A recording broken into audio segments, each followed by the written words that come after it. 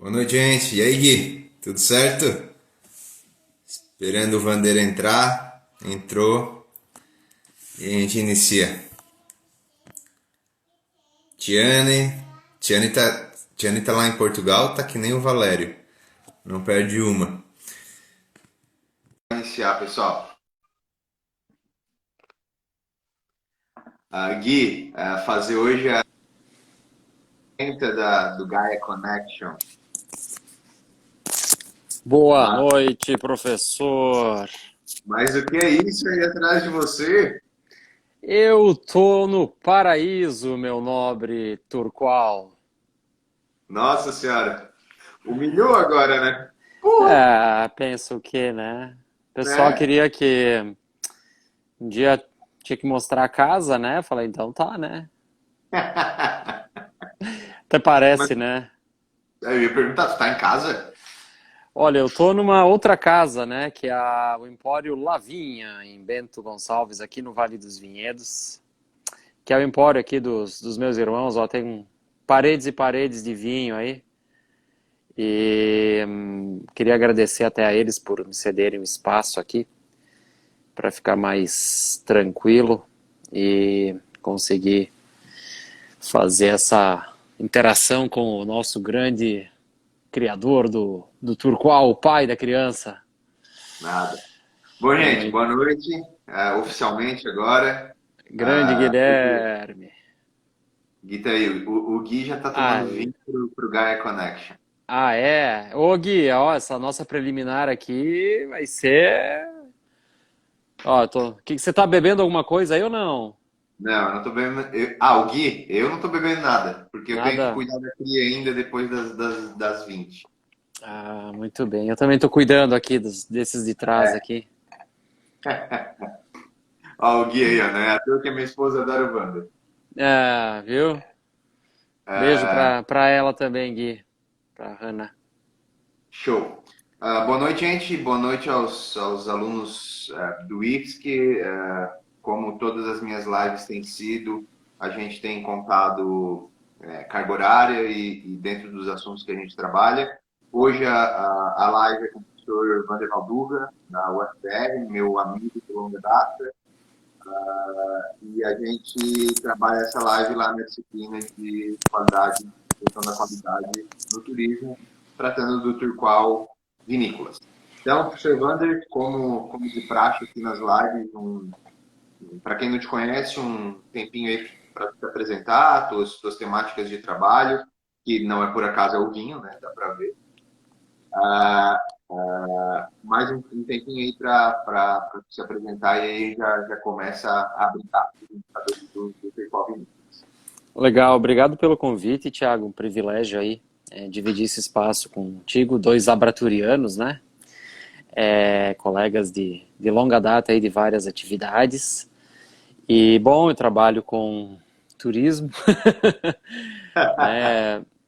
Desde sempre, por ter nascido aqui, né, na região do vinho. Eu estou em pleno Vale dos Vinhedos, né, nesse momento, aqui na casa dos meus pais, aqui da família, e na loja dos meus irmãos aqui, uma loja um empório. Então, nasci nesse meio aqui, acabei não tendo muita escolha do que pesquisar na vida, acabei, né, entrando no universo do vinho, do turismo, por respirar isso praticamente o tempo todo, né. Fiz turismo aqui na Universidade de Caxias do Sul, que próximo, né? Ó, Gisele, Federal do Maranhão, pessoal chegando aí. Depois eu fiz mestrado também em turismo, fiz doutorado na geografia, aí já botando um pé na geografia na Federal do Rio Grande do Sul, também pesquisando essas temáticas. Fiz um pós-doc na Nimbi Morumbi, no contexto da hospitalidade, da comensalidade também. E, enfim, os temas da alimentação, do vinho, do turismo sempre permearam aí o universo do meu trabalho em diferentes frentes aí, né? Então, é um pouquinho do contexto aí que a gente vem trabalhando, orientando aí já ao longo do tempo. Show. Bom, gente, eu mandei antecipadamente pro Vander os indicadores Turqual, que está bebendo. Esse é um Salamanca do Jaral, um vinho da fronteira do Rio Grande do Sul, de Rosário do Sul, Cabernet Sauvignon da Routier da Ricarrière. Salamanca do Jará é uma das lendas aí do Rio Grande, do Pampa. O pessoal pediu aí o que estava bebendo. Beleza. Bom, gente, então a ideia hoje o título da live foi proposital por entender que a gente consegue primeiro fazer um tour dentro de uma vinícola, né? Eu analiso como novo ainda essa oferta turística aqui no Brasil, né? Exceto aí em Bento, que tem a rota do vinho um pouco mais estruturada. A gente vem aqui para Santa Catarina, uma ou outra vinícola fazem passeios na vinícola organizados. E nos outros estados, de certa maneira, produzem vinho. Pernambuco eu não conheço, como é que é lá no Vale do Rio São Francisco. Se tem alguma vinícola que oferece passeio, né? Então, por ser algo novo aqui ainda, a ideia de fazer essa live com o Wander para a gente discutir algumas questões, alguns caminhos que a gente pode desenvolver no passeio turístico em vinícolas. O Wander vai trazer diversas experiências do mundo, né? Das vinícolas que ele já visitou, eu já visitei algumas vinícolas também, e a gente vai brincar com os indicadores, as possibilidades que a gente tem. Importante salientar, né, Wander, que não é só uma possibilidade, né? A gente não precisa ter as vinícolas, elas oferecem, as que oferecem passeios de diferentes formas, né? Não é... Eu lembro que quando eu fui em Bento, que eu visitei a vinícola que eu mais gostei de visitar, não sei se é porque tinha muito vinho na degustação, né? não era um passeio turístico, né? O tour não era nem era vinícola, porque produziu vinho, mas não tinha parreiral, não tinha nada, que é alma única, né? É bem perto da casa dos teus pais, né? Isso. Eu não sei se ela existe ainda, né? Sim. E eu lembro que eles ofereciam 11 rótulos na degustação, né? Por um preço, na época, muito bom, e aquilo, aí o título da live, né, tornou o passeio memorável, porque o vinho era bom, o ambiente era bom, era agradável, era bonito, teve a explicação do processo produtivo, eles até estavam vazando espumante, se eu não me engano, eu não lembro muito bem, porque depois eu bebi bastante. E aí chegou no momento da degustação, a gente tinha 11 rótulos, né? Todos os rótulos da vinícola estavam disponíveis, né? E eu levo o exemplo da Alma Única por todo lugar que eu vou, né? Legal. Então, às vezes a gente encontra pontos, se a gente vai na Conchitor, tem todo um storytelling, tem toda a história do casileiro, tem o casileiro. Se a gente vai em outra vinícola, é outro tipo. Tem na outra grande de Bento, Aurora, Miolo, não sei. E você vai no Parreiral, Miolo, acho. Você vai no Parreiral e desce no Parreiral. Então, queria que tu comentasse, antes da gente entrar nos indicadores, nessas diferentes possibilidades que a gente tem de trabalhar o turismo dentro de uma vinícola ou dentro de um ponto de venda de vinho, que às vezes não é nem uma vinícola. Eu lembro, e aí, se tu tiveres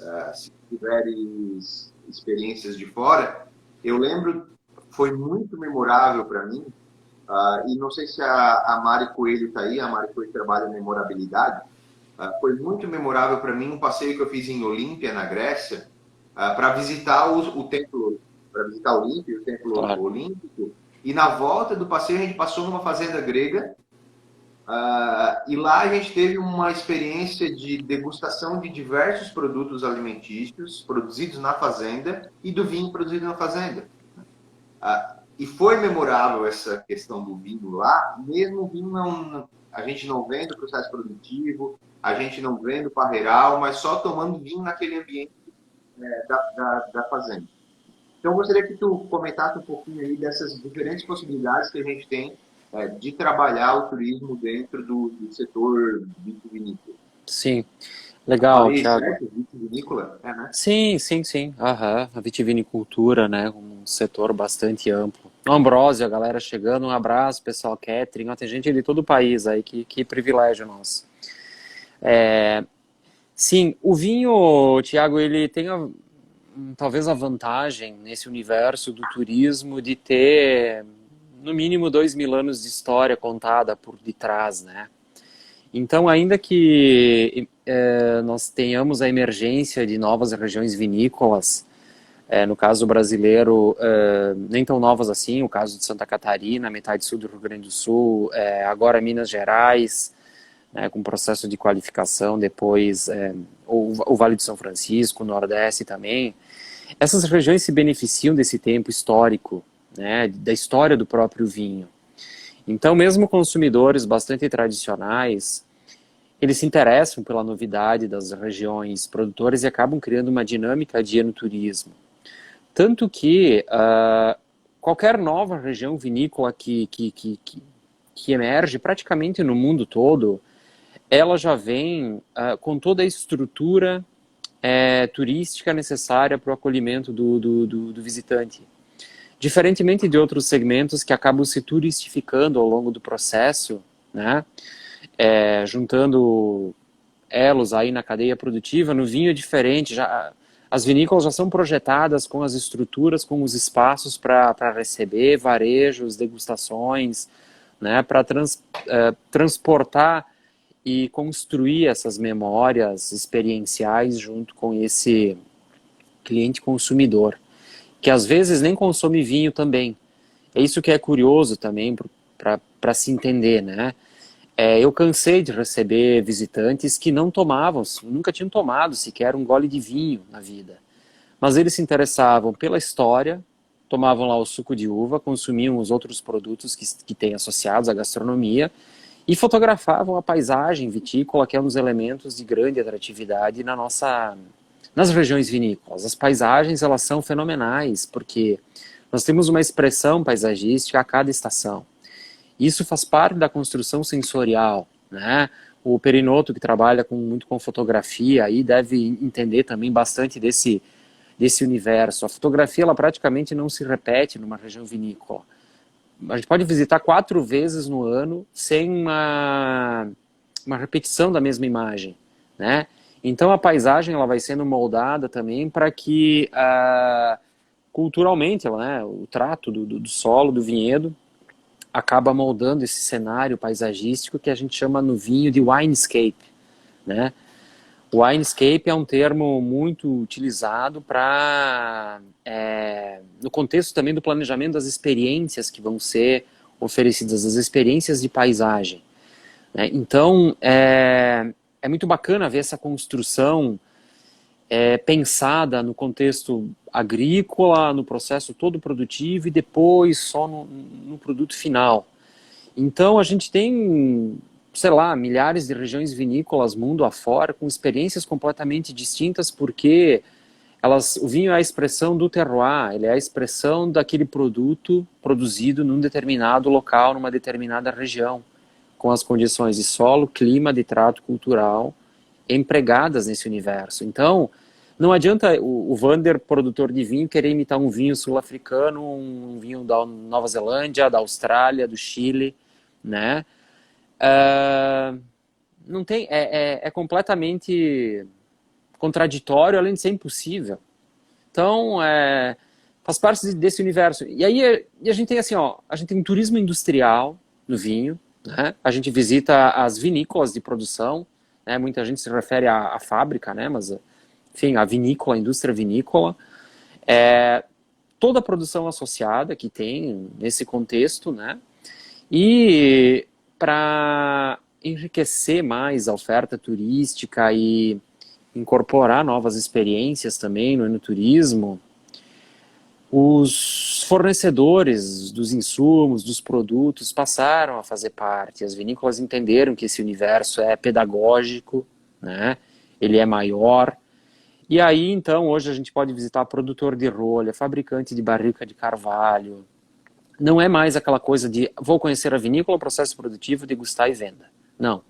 E aí, bom, nós temos um Turqual que pode fazer todo esse conjunto, né, de análises dessas experiências e desses serviços nesses universos vinícolas, né? Não sei se deu para Deu, claro. contatar um pouquinho. Engraçado que tu comentou alguns dos indicadores do Turqual vinícolas foram comentados na tua fala, e a Mari Coelho entrou aí, né? Inclusive ela fez um trabalho sobre memorabilidade no pós-doc do Zé, saudoso Zé, lá em Itaipu, né? E a memorabilidade ela está muito ligada à teoria da experiência. Sim. E aí, quando a gente vai ver os indicadores da teoria da experiência, que é uma dimensão do qual a gente tem aprendizado e estética. Aham. Duas das coisas que tu comentaste, né? A estética com a paisagem, né? Uhum. E o aprendizado com todo... E aí a gente pode levar para o aprendizado do processo produtivo do vinho, o aprendizado dos tipos de vinho, o aprendizado da cultura, da uva, enfim, a gente pode ter inúmeras questões dentro do indicador de aprendizado. Exatamente. E uma coisa que surge também surgiu na minha pesquisa de pós-doc com o Zé, sobre a questão experiencial do turismo, e aí depois foi adaptada para o Turqual Vinícolas. E o Turqual Vinícolas, o Perinoto falou das cervejas, a gente também tem o Turqual Cerveja, né? Na verdade, Sim. é o mesmo protocolo, só muda a nomenclatura dos indicadores, porque a gente entende que o processo turístico dentro de uma vinícola é muito parecido do que o processo turístico dentro de uma cervejaria, né? Do ponto de vista do passeio. Claro. Obviamente que existem peculiaridades em cada um.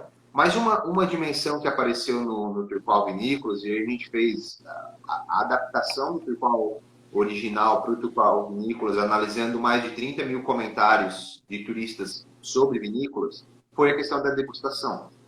Que legal. A importância da degustação, e aí vem a memorabilidade em utilizar os 5 sentidos. Exato.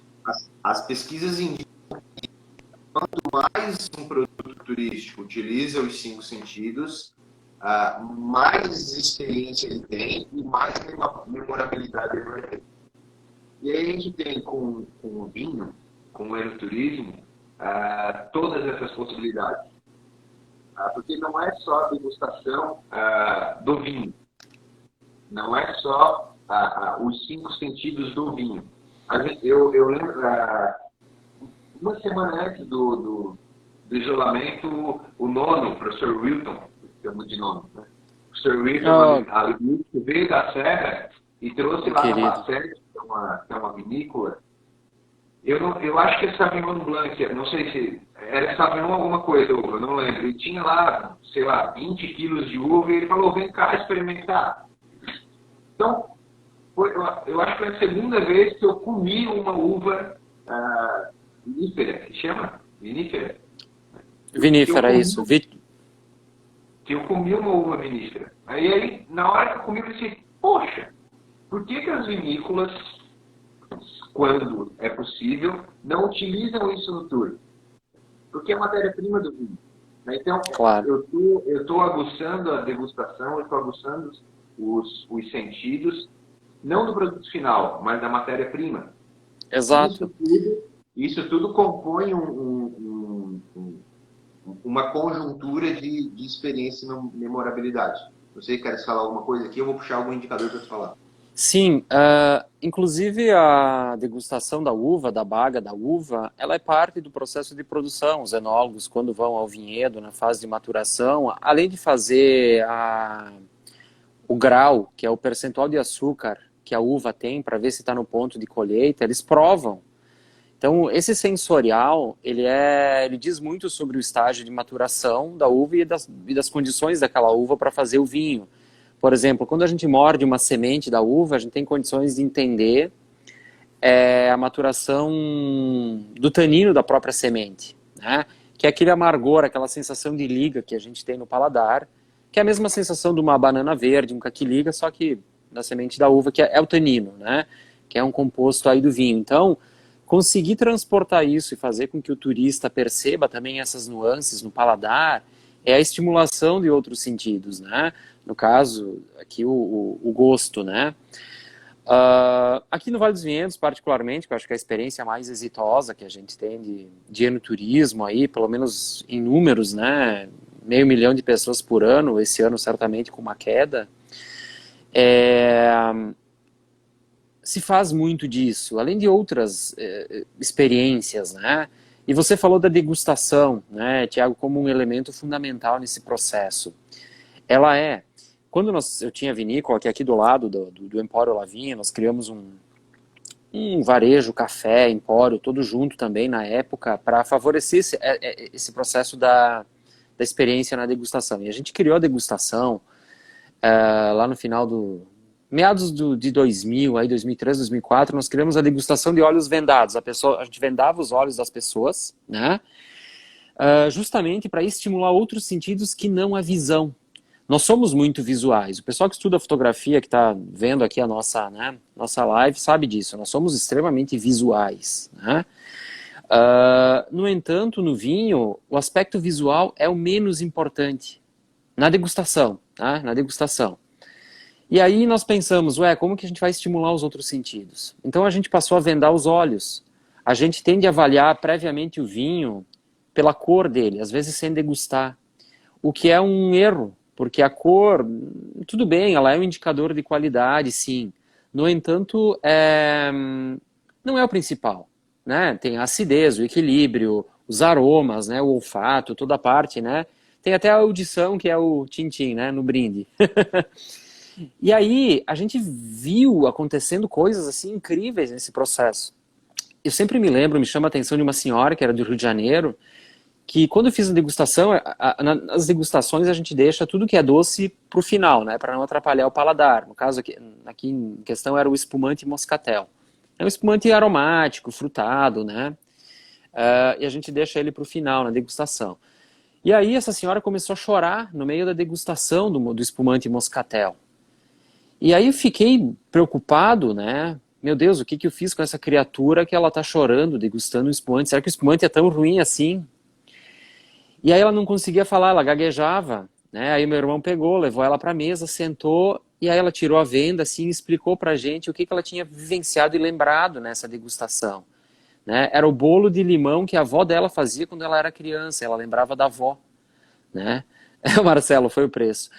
E então, só esse processo simples, né, que hoje quase todas as vinícolas adotam, né, ou nos piqueniques, nos vinhedos, enfim, esse tipo de degustação, esse tipo de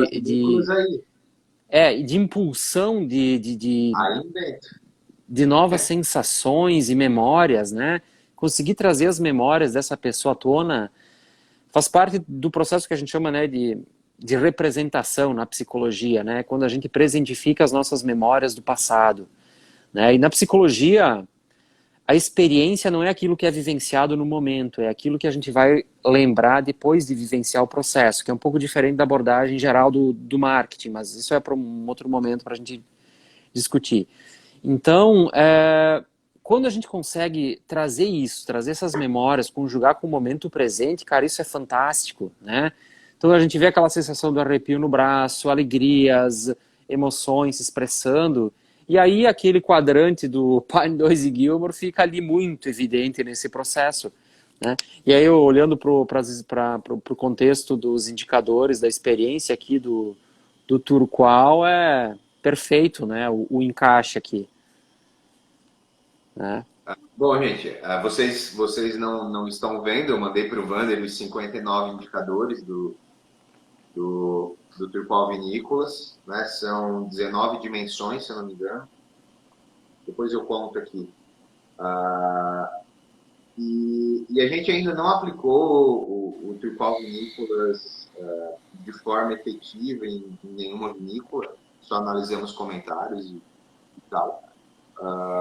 Mas já entramos em contato várias vezes com o Brabini em Bento, e eu já fui para Bento também, por considerar a região de Bento a mais propícia para começar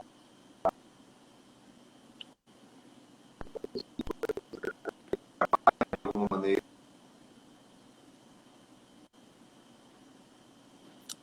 Acho que a tua conexão tá falhando aí, Thiago. Pessoal, tá todo mundo ouvindo? Wander. A tua imagem, o som trava para mim, mas pode ser que seja o meu. Não sei.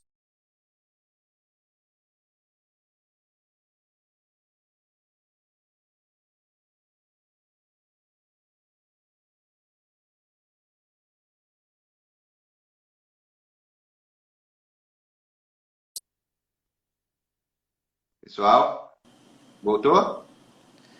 Voltou. E aí? Voltou. Eu troquei da Wi-Fi para 4G. Agora vai. Tá, acho que tá tranquilo agora. Beleza. Então, Wander, vamos passar mais alguns indicadores aqui. Eu vou puxar um Claro, pouquinho pro. Eu vou continuar na categoria de experiência ainda, mas trabalhar o indicador de entretenimento e variedade de atividades oferecidas. legal. Porque o que eu percebo como turista,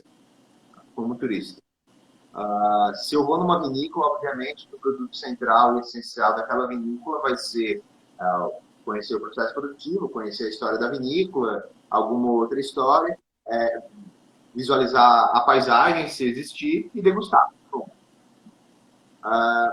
só que pesquisas indicam que quanto mais, até um certo limite, obviamente, mas quanto mais variedade de atividades o turista tem no consumo daquele atrativo, mais satisfeito ele sai. Então, por exemplo, a degustação de outros produtos que não vinho. Né? Então, eu tenho produtos locais, de produção local, e ofereço ali. Tenho algum tipo de música local. Essa fazenda grega teve uma apresentação de dança grega. Enfim, né? Queria que comentasse um pouquinho a questão da oferta de outras atividades, né? Para eu ter uma variedade de atividades no tour central, que seria a degustação do vinho. É, eu acho que a gente está vivendo um momento oportuno para a criação de oportunidades, né? Toda crise gera um processo de construção de oportunidades. A gente está vendo coisas incríveis sendo criadas exatamente nesse momento, né? As lives dos nossos colegas aí, e que depois vem na sequência, mostram isso também, desde aeroportos, processos de transporte, logística, as experiências de restauração, restaurantes e assim por diante, né? Nas vinícolas não vai ser diferente, né? A gente já tem todo um processo aqui já com um cuidado de preparação para esse processo de reabertura. Então, talvez a gente tenha que repensar esse processo de oferta de experiências e de entretenimento, considerando o aspecto agora da segurança em relação à contaminação, né? Bom,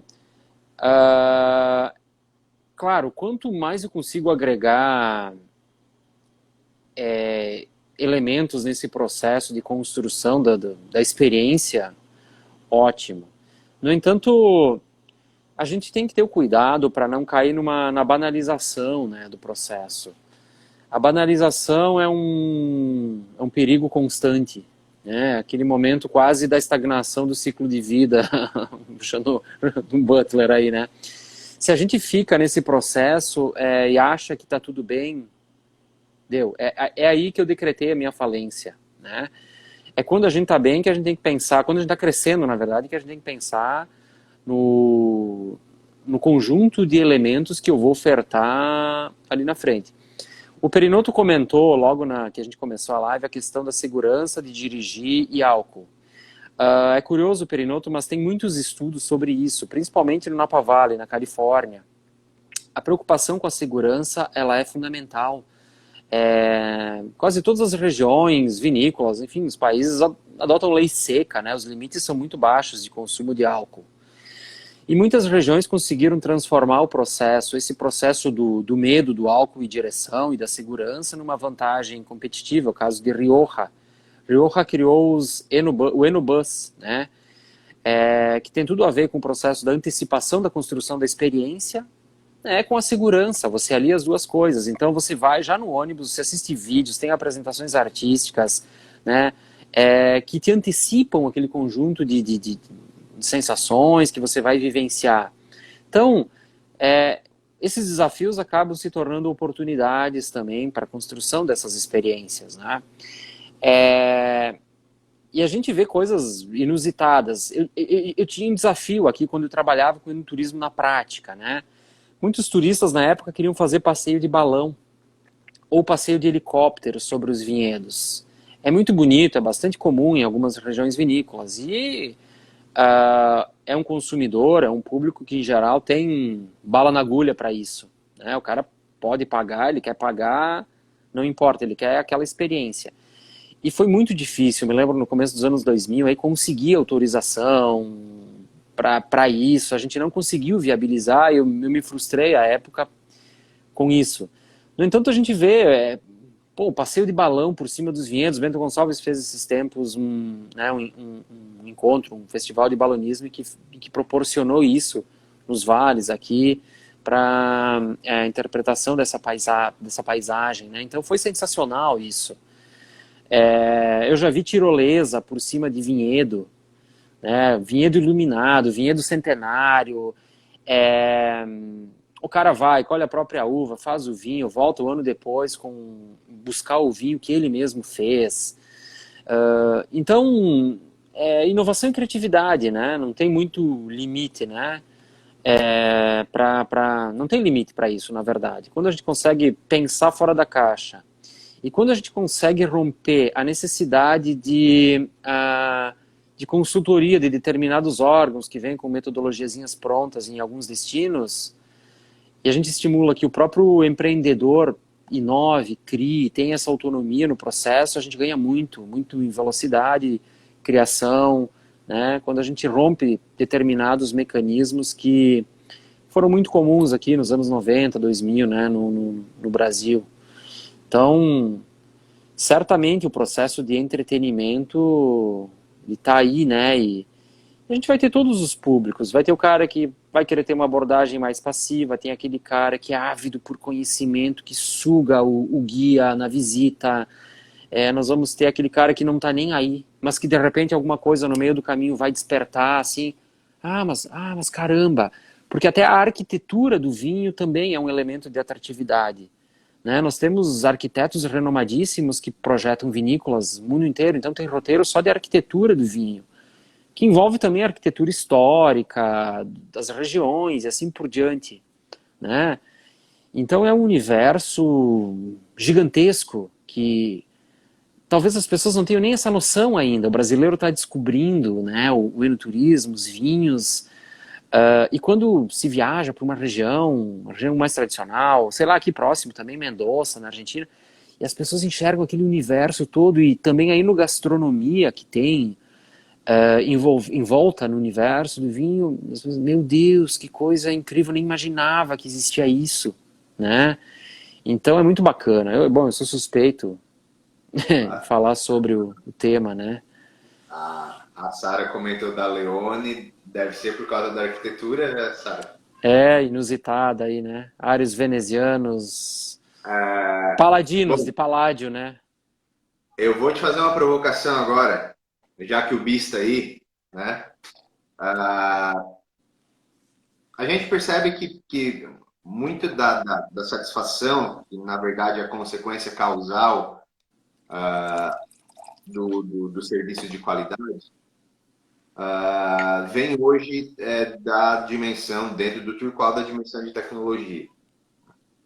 Então, apesar de ser algo, o enoturismo ser algo raiz, ser algo da terra, ser algo mais histórico, ser um produto que valoriza eu vejo que valoriza esse contato. Como é que tu vê que a gente pode inserir tecnologia dentro dos tours com essa ideia de tornar o tour mais experiencial e mais memorável? Você fala em relação à tecnologia, né? Geral, aí eu Em geral. não, sabe, óbvio, básico, distribuir Wi-Fi dentro do Entendi. passeio, alguma ação de marketing de fotografia e tal, perinoto, né? De publicação em redes sociais, mas Tá. aí algumas outras questões um pouquinho mais aplicadas, como, por exemplo, tecnologias vestíveis. Como é que Sim. tu vê a questão de realidade virtual e realidade aumentada dentro do touring em vinícolas? Ah, Tiago, é um caminho sem volta, como qualquer outro setor do turismo ou segmento produtivo, né? A gente tem que estar atento a, a tecnologia, mas é claro, entendendo sempre ela como um meio, né? A tecnologia nunca é um fim, ela nunca é um processo final. Ela é sempre um meio. A gente viu muito disso, né? Você pega o celular, você lê o rótulo, você coloca o QR Code, você tem toda a... Você consegue rastrear todo o processo de produção, tem muito mais informações também sobre o produto, realidade aumentada também. Tem N experiências aí que daria para gente listar. Talvez o Bis, que está nos assistindo, lembre daquela experiência que uma colega dele, tecnologia da Espanha, agora não me fugiu o nome, que nós encontramos em Alicante, relatou para a gente numa conversa. Eles aplicaram sensores, né, num tour vinícola, colocaram sensores nos corrimões, no corrimão onde as pessoas se apoiavam para ver o vinhedo, vinícola, em todos os locais que necessitavam de algum tipo de segurança, né?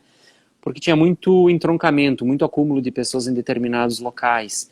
E aí, com esses sensores, eles conseguiram mapear os batimentos cardíacos e entender um pouco mais do processo de construção dessa emoção para distribuir o fluxo no roteiro e não fazer com que as pessoas se acumulassem e tivessem problemas com a fotografia, que elas não conseguiam fazer, porque tinha gente na frente, tinha que esperar, com esses gargalos dos tours, né? Então, como a gente tem essas tecnologias em vários outros setores, no vinho não é diferente, né? Há muita tecnologia embarcada no processo de produção do vinho já.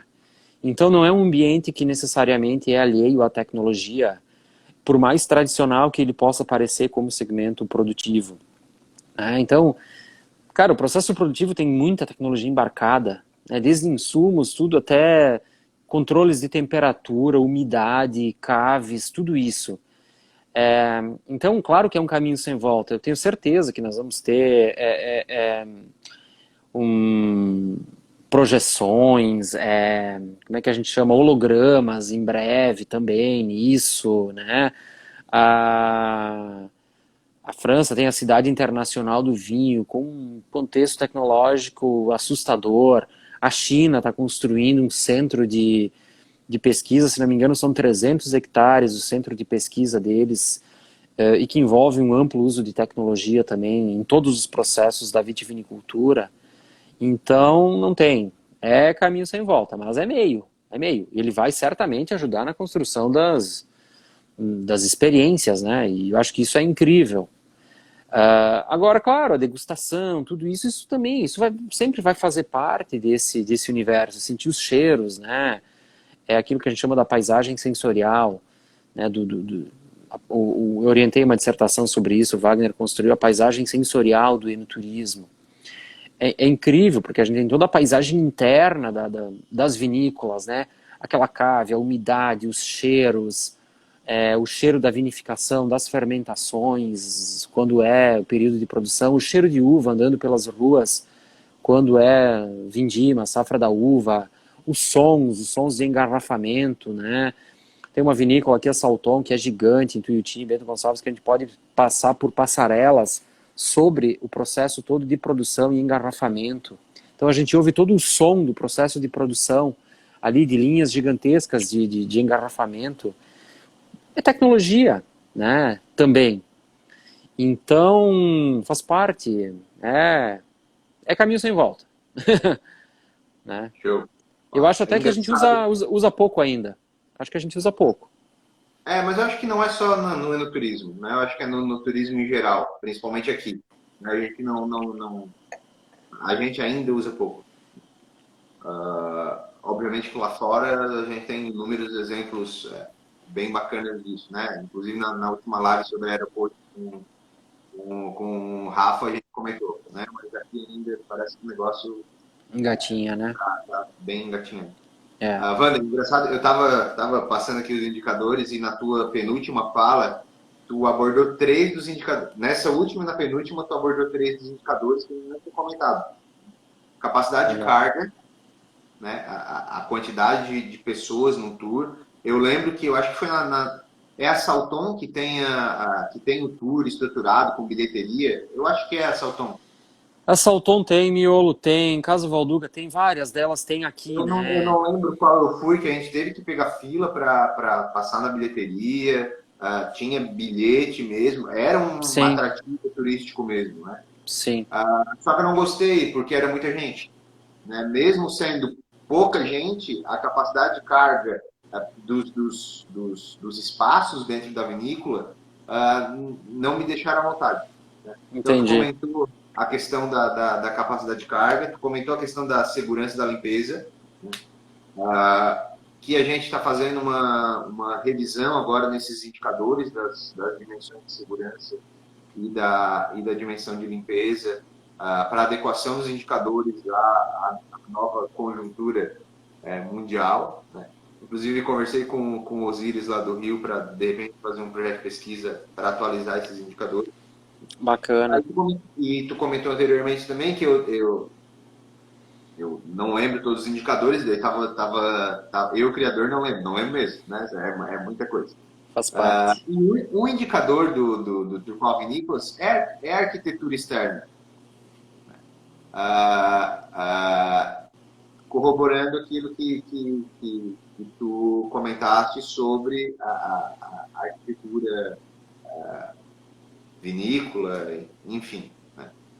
Então é bacana pegar na tua fala os indicadores, porque a gente consegue visualizar o tour e ver que o que estava lá nos comentários e o que gerou o Turqual vinícolas não foi à toa, né? Esses indicadores realmente funcionam, né?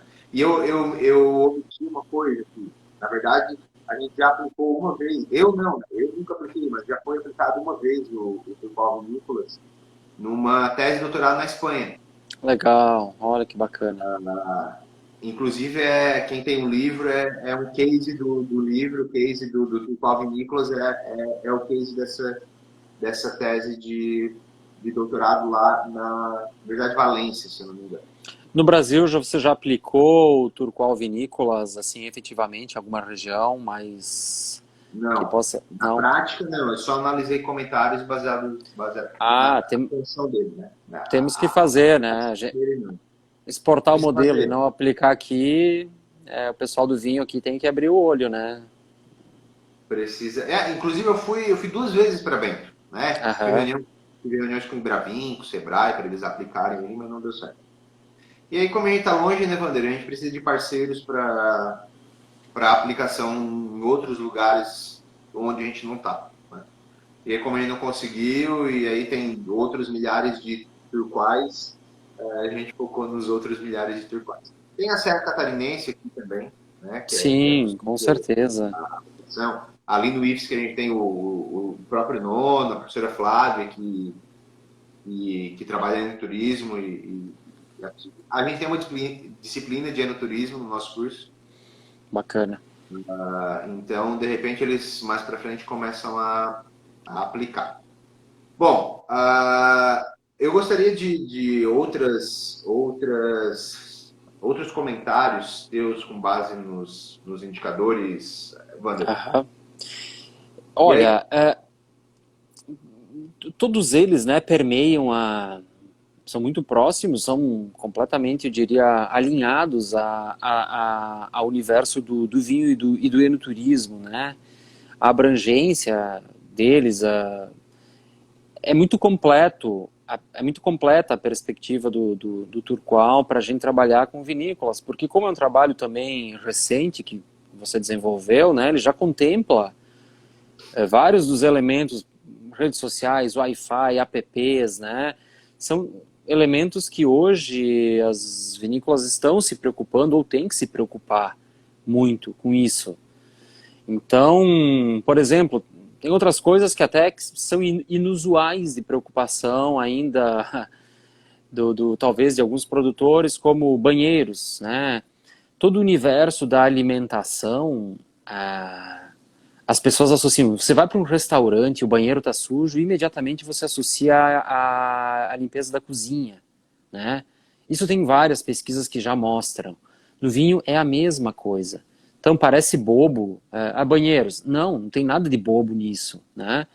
Então esse trabalho ele está bem completo, bem interessante nesse, né, nesse sentido. Eu acho que ele tem uma abrangência que realmente tem condições até de posicionar uma região aí, entendeu?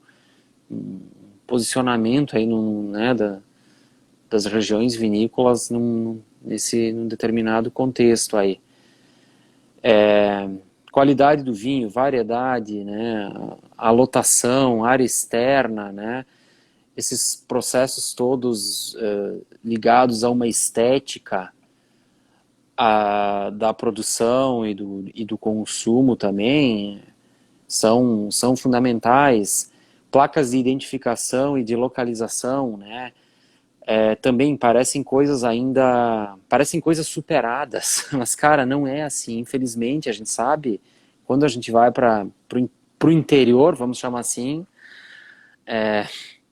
a gente não tem, né? Os acessos ainda são, são problemáticos. E eu vejo como, óbvio, as grandes, né, as grandes têm essa preocupação em ter um tour organizado, muito também por manutenção da sua imagem no mercado, né, da sua imagem, da sua marca no mercado, que já são grandes, né? Então, Saltão Aurora, Miolo, a própria Casa Valduga, aí. Agora, as pequenas, eu vejo que o tour é uma forma de fortalecimento dessa imagem. Total. A- Quando eu fiz tá? a minha dissertação de mestrado, eu fiz ela em 2004, 5 e 6, ou 5, 6 e 7, né? É, eu vi isso, eu vi a pesquisa, os resultados da pesquisa mostraram que essa proximidade com o consumidor, no caso o enoturismo, gerava um feedback muito rápido das demandas desse consumidor para a indústria vinícola.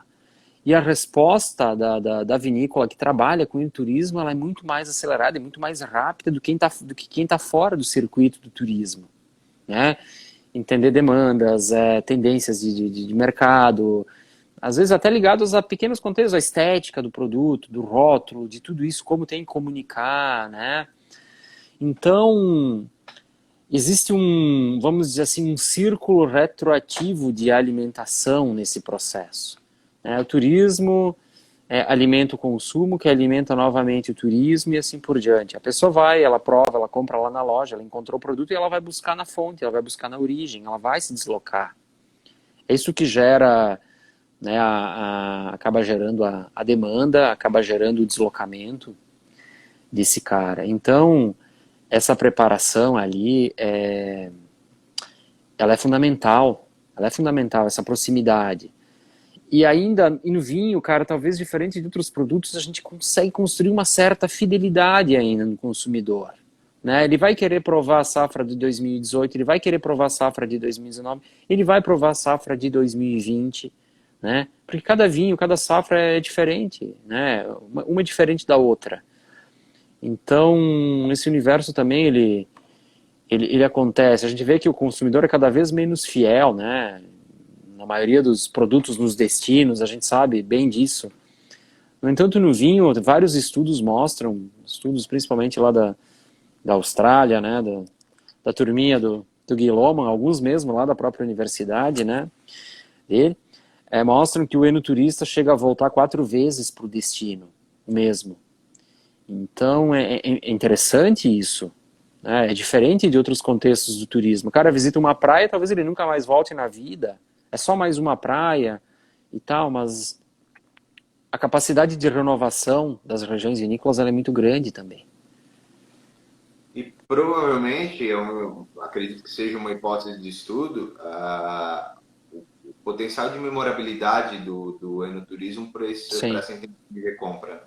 Sim, sim, sim, Porque certamente. quanto mais memorável é, mais intenção de recompra eu vou ter. Eu cansei, Thiago, de receber turista na vinícola e o cara provava o vinho, gostava e tal. Ia para casa, sei lá, 3 meses, um ano depois, ele abria aquela garrafa. Ah, não é mais o mesmo vinho. O cara ligava, te enchia de adjetivos. Ah, mas tu me vendeu, tu me enganou. Eu falei, ah, mas o senhor tomou esse vinho com o quê? Ah, eu era um tinto bem encorpado e eu fiz um peixe. Tipo, né? Não harmonizou, não tinha nada a ver o vinho, o peixe com o tinto, no caso, enfim, só um exemplo também meio hipotético. Então, o cenário construído, ele te dá, ele te induz a isso, ao gosto, a tudo isso, né? Então, essa experiência, ela muda de consumo, é diferente de você abrir vinho em casa, degustar na vinícola, degustar numa região, degustar no restaurante. Cada contexto é diferente, né? Então, é bacana de ver isso, né? Vivenciar essas experiências aí, né? Show. Nossa, faltam alguns minutos. Faltam 8 minutos já. Meu Ó, Deus. posso responder a pergunta do Bis, Thiago, ou não? Pode, claro. O Bis, Bis, cara, o Bis manda. Bis é chato pra caramba. O Bis é chefe. Brincadeira. Bis, escala de produção que está mudando, né? A gente tem novas regiões produtoras com escala para competir com grandes vinhos, com regiões que produzem em grande escala, né? O custo Brasil, a carga tributária toda somada, que é 56% daquilo que se paga aí é imposto. Então, é diferente da União Europeia, que você paga uma vez, né? Você vai pagar lá o IVA no final, você deduz tudo isso no processo de produção. O vinho não, você pagou na rolha, pagou no rótulo, pagou na garrafa, e vai pagar no final também. Depois transporte, frete, enfim, né? Mas essa coisa do caro e do barato, ela é muito relativa. Porque no Brasil o consumidor costuma comparar um vinho artesanal de 2, 3 mil garrafas com um Conceitor, um Gato Negro, que produz, só de uma variedade, produz mais vinho do que todo vinho fino produzido no Brasil. Então são comparações descabidas que também o consumidor faz, né? Nós temos muito vinho bom e barato, já.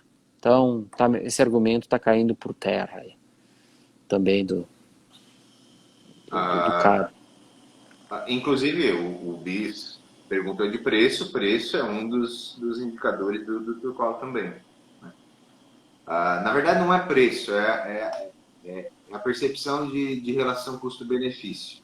Ah, legal, legal, o valor aí. Até porque se você vai avaliar preço, você vai avaliar custo-benefício. Né? Se você Sim, vai estar caro ou barato, dependendo do benefício que você recebe. Né? Então, a gente recebe. tem esse indicador também ali. Ah, o Tomé aí. O Tomé mandou uma fotinho lá no grupo do Galinho, abençoado, e está perguntando a melhor safra. Wander, uma última questão para a gente ir para os finalmente. Nossa, O passa que voando. considera um dos nossos indicadores dentro da dimensão de espera pelo serviço é o tempo do tour. O que tu considera um tempo adequado? Geral, obviamente que a gente vai ter especificidades dependendo de vinícola para vinícola, mas Mari, tá na fila o Turqual, o que a gente chamou? Turqual Terroir, né? Ó, bacana, hein? O que tu considera um tempo aceitável, de repente limite mínimo e limite máximo de um tour padrão em vinícola? Obviamente que a gente vai ter as exceções, mas de um tour padrão de produto de prateleira dentro da vinícola. Olha, em geral 1 hora o processo todo, assim. O cara chegou ali, cadastrinho e tal, faz o circuito, né, degusta, daí ele fica mais à vontade na loja, assim. Então, passando de 1 hora, a gente já vê o pessoal cansado, porque caminha-se, né, tem que ficar de pé, você tem que prestar atenção no cara falando, no guia, o explicando, mostrando processos, né? Mas, claro, isso regra, assim, regra para o padrão, né? Isso, isso. Bom, aí vem Essa as pergunta, exceções, né? até Você porque agendou, tem a- vinícolas, vai tem, lá. tem vinícolas pequenas, por exemplo, que só trabalham com agendamento. A gente tem o Bitu aqui em Garibaldi, tem umas aqui no Vale dos Vinhedos, né? Você agenda, você vai sentar com o produtor ao redor de uma mesa, você vai passar o dia com o cara, né? Então é uma experiência incrível que, assim, não é o Cronos, o tempo cronometrado. Aí você tem que entender o tempo grego kairos, né? É o tempo percebido. Então, a dimensão espaço e tempo lá é importante para a gente pensar nesse processo do planejamento do tour. Um piquenique, você não vai começar a recolher e mandar o cara embora porque eu tenho que fechar ou porque... Né? Não, o cara está curtindo, está vivenciando, ele quer pegar o pôr do sol, ele quer ver porque a paisagem vai mudar. Então, daí, bom, aí é outro contexto, né? Então a gente não está falando desse tempo.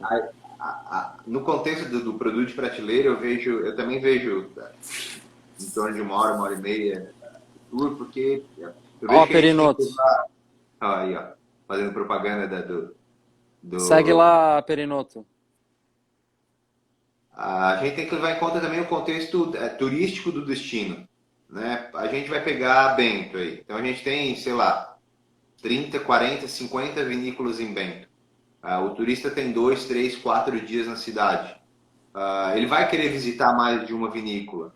Então, se a gente tem esses produtos turísticos padrões de uma hora e meia, eu oportunizo o turista a visitar mais vinícolas e consumir mais em diferentes empresas, melhorando a densidade turística do meu destino, né? Possibilitando esse turista que ele visite o maior número de atrativos que ele consegue visitar dentro do período de tempo que ele tem no destino.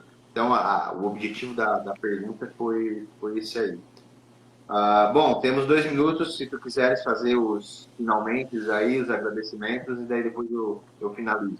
Não, Thiago, para a gente estabelecer de fato alguma parceria para aplicar, né, o Turqual Vinícolas aqui no Brasil, a gente pode falar com alguma associação de produtores, né, ou a gente tem um Centro do Patrimônio e Cultura do Vinho que a gente pode tentar viabilizar isso, e a gente poderia fazer uma aplicação aqui numa das nossas regiões vinícolas brasileiras, talvez as mais novas estejam mais propensas a esse tipo de abertura.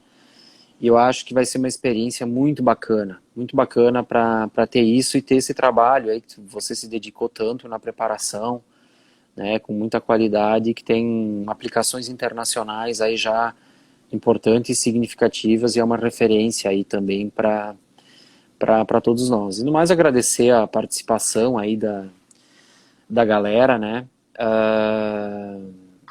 Depois a gente fica aí à disposição nas redes e tudo mais.